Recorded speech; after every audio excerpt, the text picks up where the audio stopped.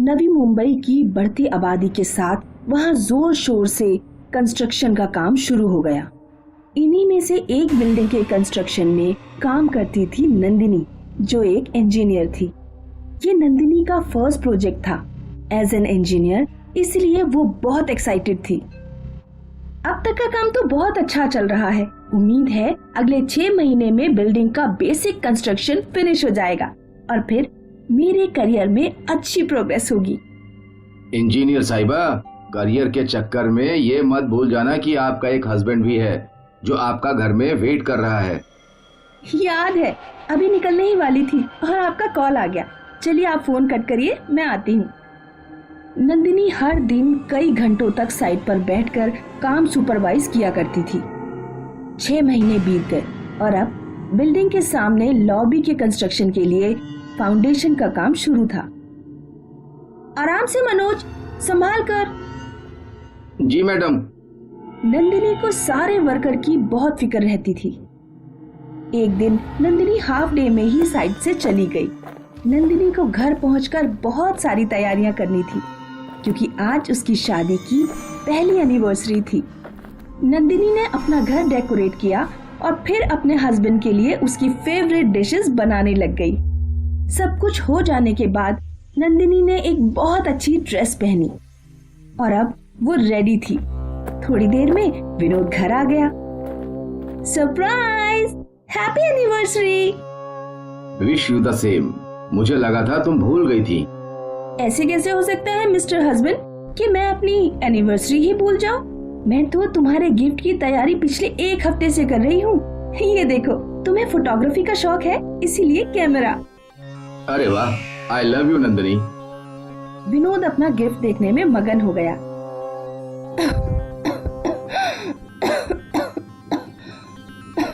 और मेरा गिफ्ट भूल गए क्या? विनोद ने नंदिनी को डायमंड नेकलेस गिफ्ट किया, जो देखकर नंदिनी बहुत खुश थी। वो लोग आपस में बात कर ही रहे थे कि अचानक नंदिनी का फोन बजा। 1 मिनट विनोद, साइड से फोन है। हेलो, हाँ मुकेश बोलो। क्या? कैसे? सुबह तक तो सब ठीक था। ठीक है, मैं आ रही हूँ। तुम अभी जाओगी? साइट पे एक प्रॉब्लम हो गई है, अर्जेंट जाना पड़ेगा। मैं 2 घंटे में आ जाऊंगी, तब तक तुम फ्रेश हो जाओ प्लीज। ठीक है, पर जल्दी आना। नंदिनी अपने घर से साइट के लिए निकली। वो कंस्ट्रक्शन साइट पर पहुंची और वहां के सुपरवाइजर ने नंदिनी को प्रॉब्लम बताई। पर टेरेस का काम तो 1 महीने पहले ही हुआ था।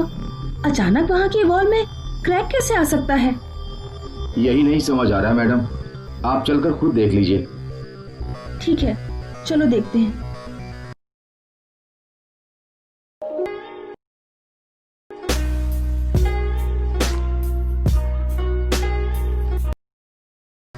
नंदिनी सुपरवाइजर के साथ ऊपर गई और वहां दीवार पर आई हुई क्रैक देखने लगी।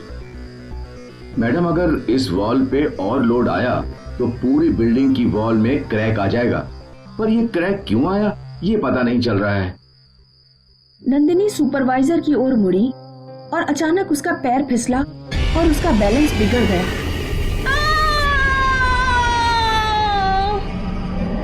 मैडम! नंदिनी सीधा लॉबी की कंस्ट्रक्शन की रॉड्स पर गिर गई और वो रॉड नंदिनी के आर पार हो गई। नंदिनी को बड़ी ही दर्दनाक मौत मिली। अक्सर नंदिनी की फोटो देखकर रोया करता था। कंस्ट्रक्शन का काम रुका नहीं, वो चलता रहा। लेकिन सूरज ढलने के बाद लोगों को नंदिनी की चीख सुनाई देती थी। चीख सुनकर लेबर भागने लगे। जैसे तैसे बिल्डिंग के कंस्ट्रक्शन का काम पूरा हुआ। वहां लोग आकर रहने लगे, लेकिन हर रात लोग नंदिनी की चीखों से सहम जाते थे। फिर कुछ महीने बाद यहाँ एक औरत रहने आई, मधुलिका। मधुलिका एक मीडियम थी, मतलब वो आत्माओं से बातें भी कर सकती थी और आत्माएं उसके शरीर में दाखिल भी हो सकती थी। एक रात मधुलिका ने नंदिनी की आत्मा की चीख सुनी। वो उस दिशा में दौड़ पड़ी। मधुलिका ने देखा कि नंदिनी की आत्मा रो रही थी। क्या हुआ? तुम रो क्यों रही हो? क्या तुम मुझे देख सकती हो? हाँ, पर कैसे? क्योंकि मैं एक मीडियम हूँ इंसानों और आत्माओं के बीच। तुम्हारी आत्मा यहाँ कैसे आ गई? नंदिनी की आत्मा ने उसे अपनी कहानी सुनाई। ओह, तुम्हारे साथ बहुत बुरा हुआ, पर तुम्हारी आखिरी विश क्या थी जो अधूरी रह गई, जो तुम यहीं फंस गई? मैं अपने हस्बैंड को अपने हाथ से खाना खिलाना चाहती थी, लेकिन उससे पहले ही मेरी मौत हो गई। मैं तुम्हारी ये विश पूरी कर सकती हूँ और तुम्हें मुक्ति भी दिलवा सकती हूँ। क्या ये सच में हो सकता है? हाँ, अगली पूर्णिमा को मैं तुम्हें बुलाऊंगी।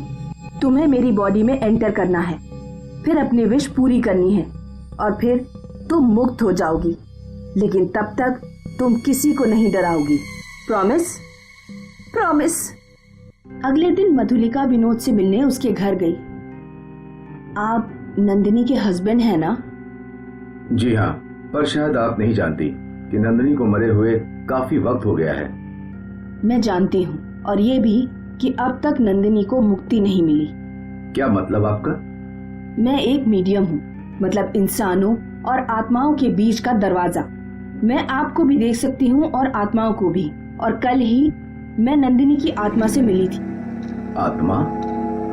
विनोद, नंदिनी को अब तक मुक्ति नहीं मिली क्योंकि उसकी लास्ट विश अब तक अधूरी है। वो तुम्हें अपने हाथ से डिनर खिलाना चाहती थी।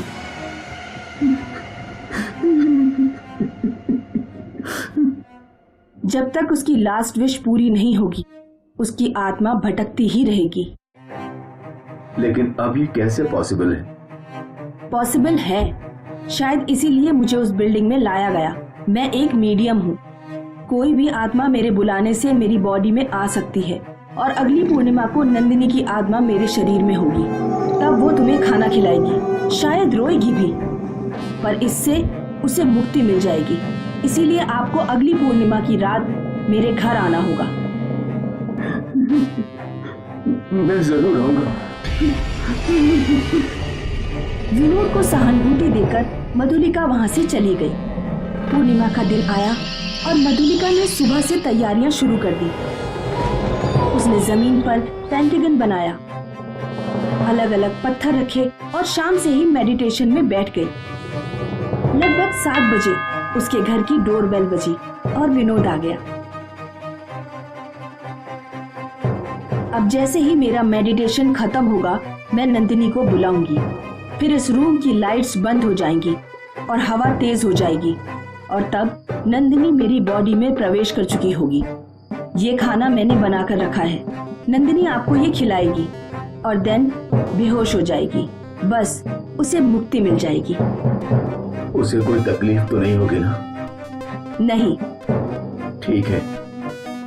और फिर मधुलिका मेडिटेशन करने लगी। कुछ देर बाद, नंदिनी, नंदिनी, तुम्हारा विनोद आ गया है। बस इतना बोलते ही हवाएं तेज हो गई। कमरे की लाइट्स बंद चालू होने लगी और अब जब मधुलिका ने आंखें खोली तो विनोद, विनोद, मैं तुम्हारी नंदिनी हूँ।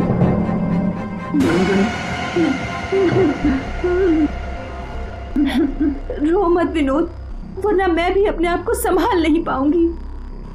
बहुत देर तक दोनों एक दूसरे को देखकर रोते रहे।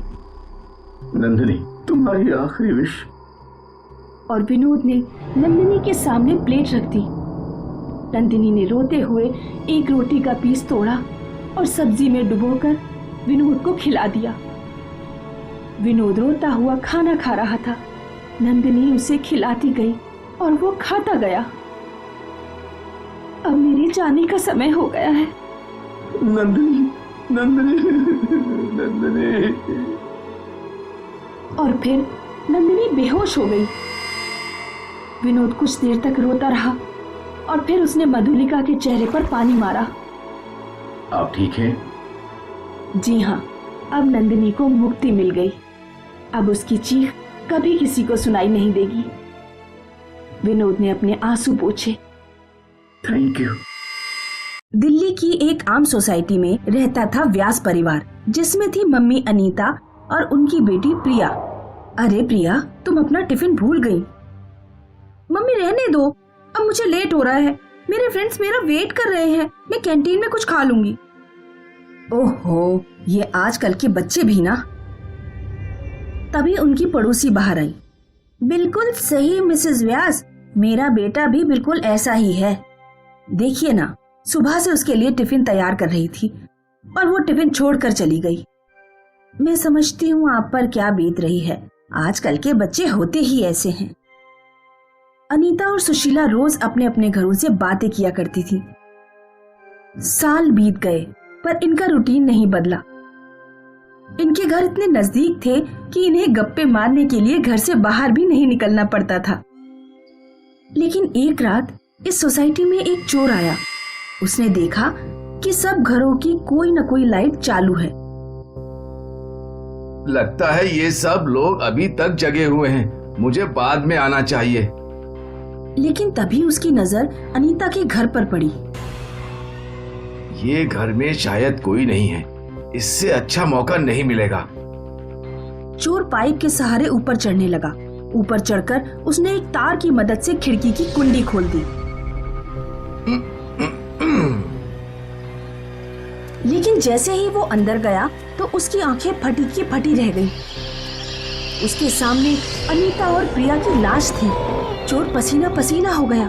उसे समझ नहीं आ रहा था कि वो क्या करे। चोर वापस पाइप के रास्ते उतरा और भागने लगा। वो सीधा पुलिस स्टेशन गया और वहां के इंस्पेक्टर को सब कुछ बता दिया। हो सकता है चोरी करते वक्त तुमने ही उन दोनों का खून किया हो और अब बचने के लिए हमारे पास आए हो। नहीं सर, ऐसा कुछ नहीं है। वो लाशें देखकर मैं डर गया और सीधा यहाँ आ गया। मैं चोर हूँ सर, हत्यारा नहीं। इसको गिरफ्तार कर लो हवलदार। चोर को जेल में बंद करके इंस्पेक्टर और हवलदार अनीता के घर के लिए निकले। इंस्पेक्टर ने अपना पंचनामा शुरू कर दिया। अगले दिन इंस्पेक्टर फॉरेंसिक एक्सपर्ट से मिलने गए। सर, इन दोनों की मौत को 3 महीने हो गए हैं। व्हाट? ये लोग 3 महीने से मरी हुई हैं और लाश से कोई बदबू भी नहीं आ रही? यही तो मुझे भी समझ में नहीं आ रहा है सर। अब तक तो लाश का डीकंपोज होना स्टार्ट हो जाना चाहिए था। और मरने की वजह? चाकू से। प्रिया को किसी और ने चाकू मारा है और अनीता ने अपने आप को। ऐसा भी तो हो सकता है कि अनीता ने प्रिया को मारने के बाद खुद को मार लिया। हाँ, इसके चांसेस बहुत ज्यादा हैं। ठीक है सर। यहाँ से निकलकर इंस्पेक्टर सुशीला के घर पहुंचे।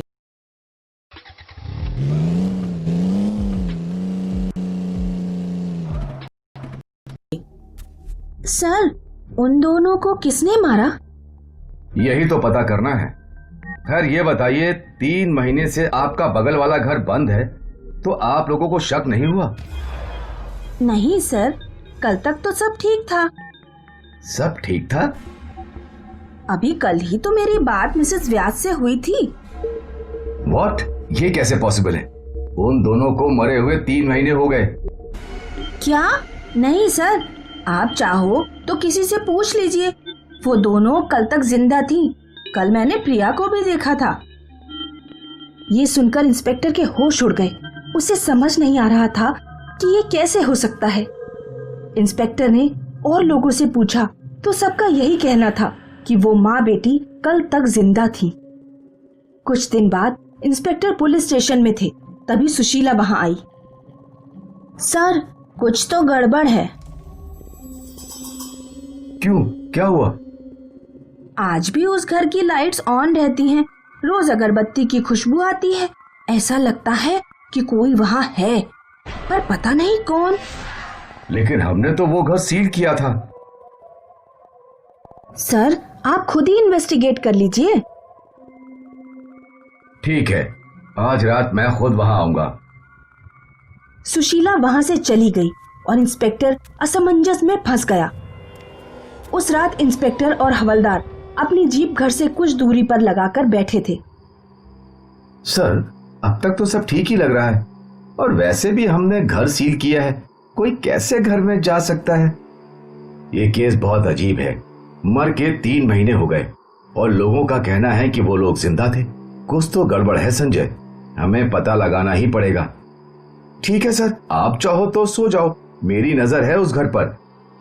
नहीं संजय, इस केस ने मेरी नींद उड़ा दी है, मुझे कहां नींद आएगी। तो चलिए सर, आप और मैं फोन पे स्नेक एंड लैडर का गेम खेलते हैं। ये अच्छा आइडिया है, हम जगह भी रहेंगे और एंटरटेनमेंट भी हो जाएगा। इंस्पेक्टर और हवलदार फोन पे स्नेक और लैडर का गेम खेल ही रहे थे कि अचानक अनीता के घर की लाइट्स ऑन हुई। वो देखो संजय, लाइट्स ऑन कैसे हुई? दोनों जीप से बाहर आकर खड़े हो गए और तभी अनीता अपने घर से बाहर आई। ये देखकर इंस्पेक्टर और हवलदार दोनों चकरा गए। हवलदार वहीं बेहोश हो गया। संजय, संजय, उठो संजय। भूत, सर भूत है। इंस्पेक्टर ने हवलदार को जीप में बिठाया और खुद अनीता के घर की ओर चलने लगा। इंस्पेक्टर ने दरवाजे का ताला खोला और अंदर गया। अंदर जाते ही उसे जोर जोर से झगड़ने की आवाजें सुनाई दे रही थी। मैंने कहा ना प्रिया, वो लड़का तुम्हारे लिए ठीक नहीं है। माँ, मैं उसे प्यार करती हूँ और उससे ही शादी करूंगी। क्या इसी दिन के लिए तुमने पाल पोस के इतना बड़ा किया था? वो मुझे नहीं मालूम। उस लड़के की 3 शादियां हो चुकी हैं और 3 तलाक भी। अब तक उसे समझने वाली कोई मिली नहीं, इसीलिए। और माँ, हम दोनों एक दूसरे के लिए ही बने हैं। वो तुम्हारे साथ भी वैसा ही करेगा जैसा उसने अपनी पहली 3 बीवियों के साथ किया था। माँ, तुम उसे नहीं जानती और वैसे भी मैं उसके बच्चे की माँ बनने वाली हूँ। हे भगवान, ये तुमने क्या कर दिया? अब मैं दुनिया को क्या मुंह दिखाऊंगी? ये समाज मुझे बोलेगा बिन बाप की लड़की को मैं अच्छे संस्कार नहीं दे पाई। माँ, आपको अब भी समाज की पड़ी है, मेरी नहीं। मुझे तुम्हारी पड़ी है और तुम्हें इस समाज में ही रहना है, इसीलिए हम कल ही अबॉर्शन करवाएंगे। मैं अबॉर्शन नहीं करवाऊंगी। तुझे कराना पड़ेगा। नहीं करवाऊंगी। प्रिया, तुझे करना पड़ेगा, वरना क्या? आप मुझे मार देंगी? हाँ।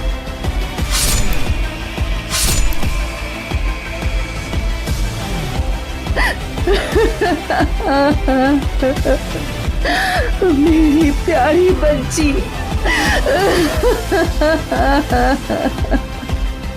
फिर अनीता ने खुद को भी चाकू मार लिया। ये सब इंस्पेक्टर ने अपनी आंखों से देखा और फिर इंस्पेक्टर बेहोश हो गया। अगली सुबह जब इंस्पेक्टर को होश आया तब उसे समझ नहीं आ रहा था कि उसके साथ क्या हुआ। उसे मर्डर कैसे और क्यों हुआ वो तो पता चल गया था, लेकिन वो फाइल में क्या लिखता कि अनीता और प्रिया के भूत ने उसे ये बताया।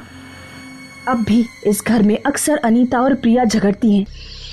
पड़ोसी डर के मारे रात में अपने घरों से बाहर नहीं निकलते और ये घर दिल्ली की हॉन्टेड जगह